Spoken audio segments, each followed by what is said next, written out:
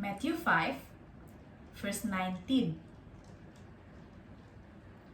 Whosoever therefore shall break one of these least commandments and shall teach men so, he shall be called the least in the kingdom of heaven. But whosoever shall do and teach them, the same shall be called great in the kingdom of heaven.